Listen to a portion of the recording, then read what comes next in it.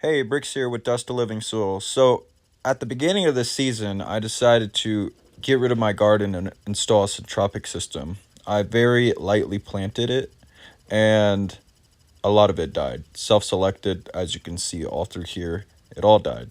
So, I went ahead and planted 10 times as much. I mean, 10 times as much.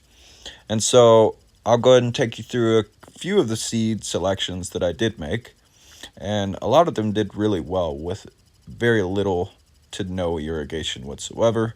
In zone 6B, we had literally the first year in 10 years without a drought, though, so keep that in mind.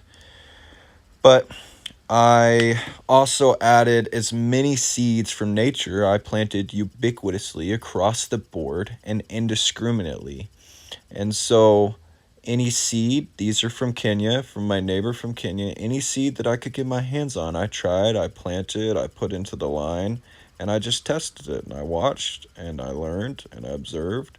And so now I'm planting it out more. And so I've learned that you can kind of just inoculate seeds without trying to get them to germinate, because it was way too dry for seeds to try to grow at this time. And a few weeks later, the rain started kicking in again.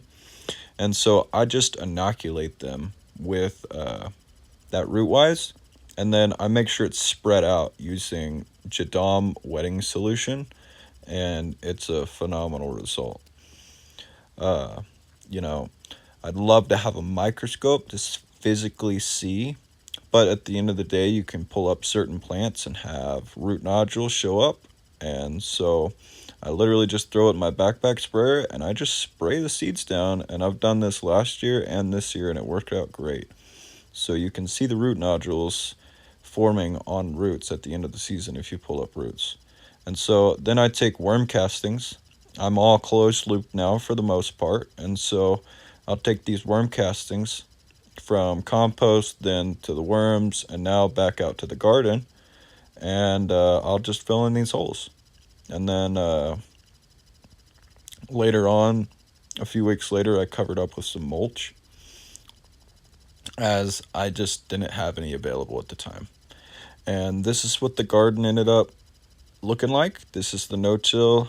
That's the compost, of course. I do a very minimal turnage. Here I'm setting up in advanced to set up food trees. Obviously, all these need cut down, and I need to reset the system entirely. It's just access is kind of an issue at the moment to those things. But until next time, peace out. Love, subscribe, whatever you got to do. Peace.